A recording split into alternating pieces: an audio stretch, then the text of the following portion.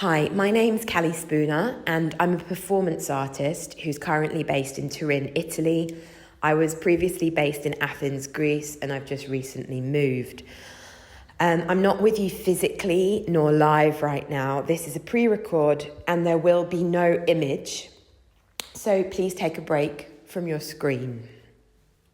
This is a 15-minute talk that's really an assortment of my notes on my current work, a work which is called Dead Time.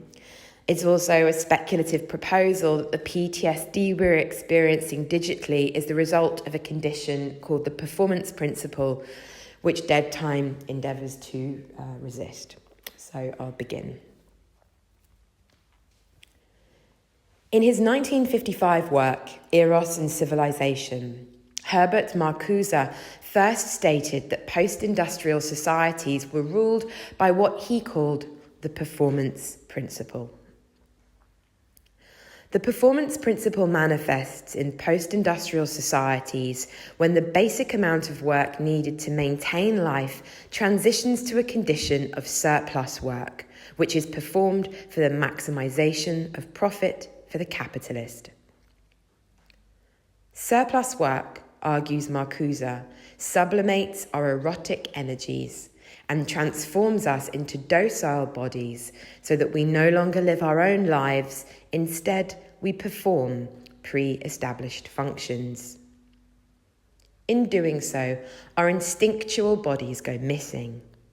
Desire short-circuits as it undergoes a depressive desublimation. Effectively, this is a flattening out and a solidification of the self into a managed, hardened commodity. In short, that self no longer finds and takes pleasure, it performs. This is the performance principle, and crucial to Marcuse's theory, which is a critical conjunction of Marx's theory of labour with Freud's theory of drives, individuals not only tolerate the performance principle, we relish it. The 21st century's obsession with statistics and self-tracking has created technological climates in which everyone's performance is measured. Likes and followers proliferate social media. Smartphones monitor health and physical activity. Credit scores calculate economic reliability, and society becomes more stratified than ever according to the competitive, economic and social performances of its members. Indeed, performance has come to govern the realm of our social bonds. This is the 21st century's performance principle in motion, where all activity, be it work, social, leisure, family time, even unemployed time, can be penetrated, qualified, digitally measured, then maximized. The management and tracking of this time and these activities for sure is surplus work ad infinitum. And as we perform this surplus work, this advancement of our human capital on the digital stage to the multinational tech companies who host us, we are managed, mastered, problem-solved and counted by ourselves, then harvested to death by them. In this vaudevillian performance gone bad, a libertarian order of freedom is unleashed. This is the freedom to build and operate oneself as a high-functioning, economic, rational individual.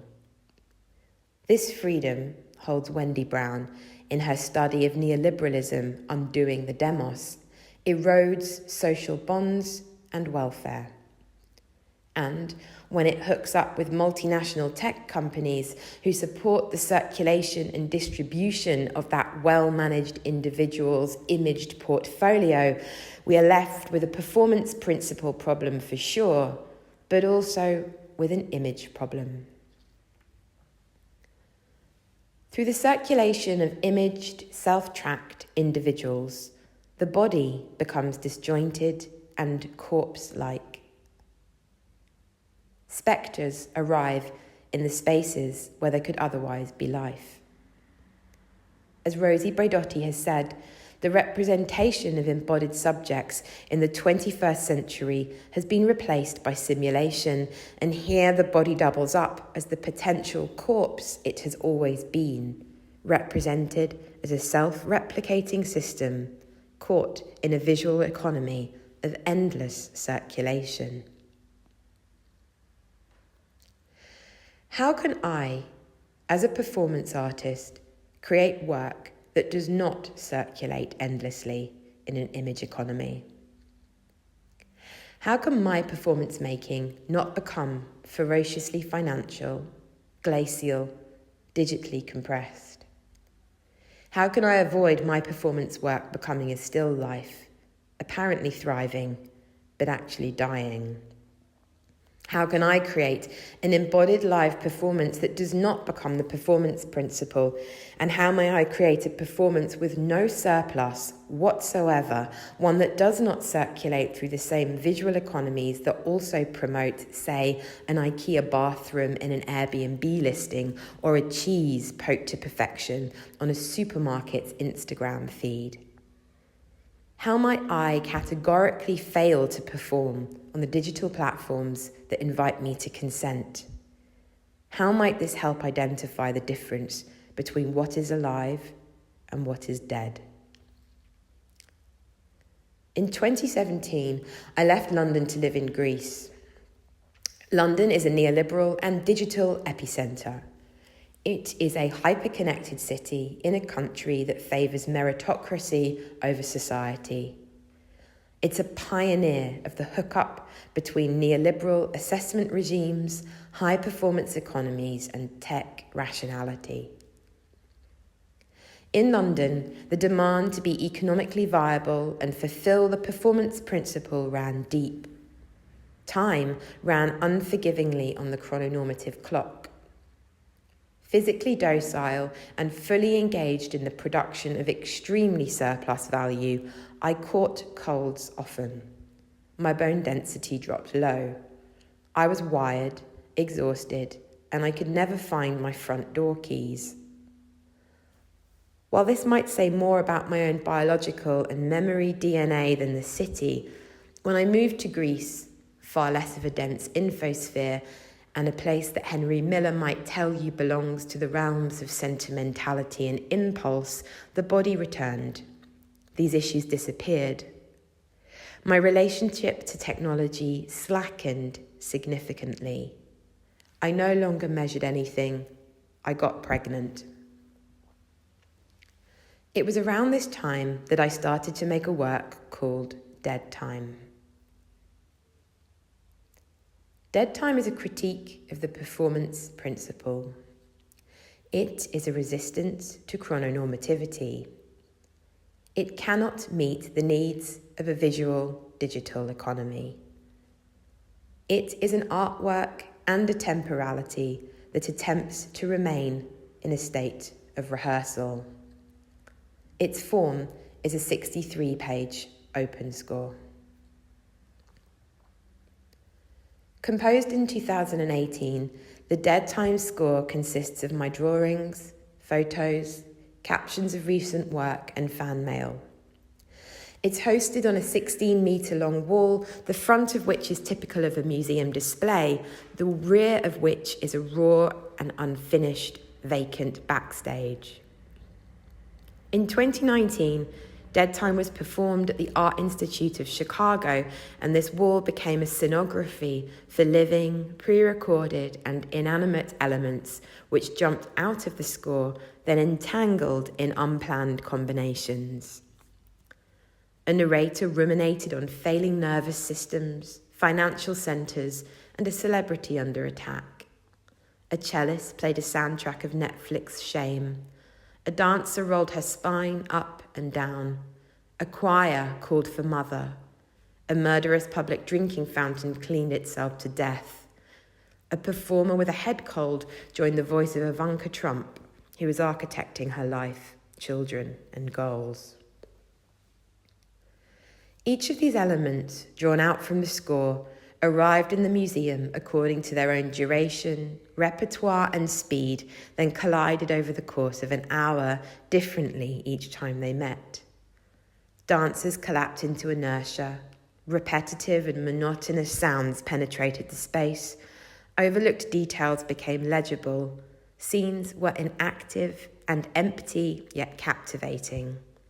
This was a state of preparation, pausing and waiting to speak of the possibility of remaining backstage and accidental. Right now, it's 2020, and backstage is the new front stage. We are in a pause. Some of us are still in our pajamas. You may work in a museum, but perhaps these days you work in your kitchen. All the while, we are waiting, though it is hard to say what for. For the virus to end, for lockdown to lift, for a third wave, to get back to the museum, to get back to Greece. Originally a cinematic trope, the temps mort, dead time was utilised by filmmaker Michelangelo Antonioni when he left a film camera running and he waited with a long, unbroken shot to capture unplanned and unscripted occurrences that unfolded outside of a well-managed shot list. In her phenomenal book, Decreation, poet Anne Carson explains Antonioni's use of dead time like so. When everything has been said, when the scene appears to be finished, there is what comes afterwards. The actors continue out of inertia into moments that seem dead. The actor commits errors.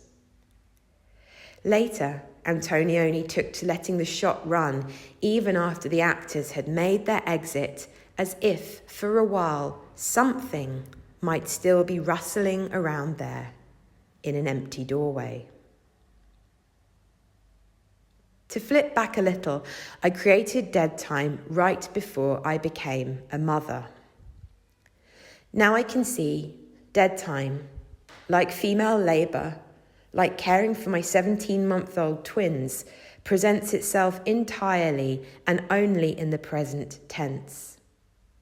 Unspectacular, polyphonic, multi-part, unfolding and spilling by the second over an unknown duration, sensorially, acoustically and empathetically finding form, not by managed plan nor design, but through a process of encounter between agents.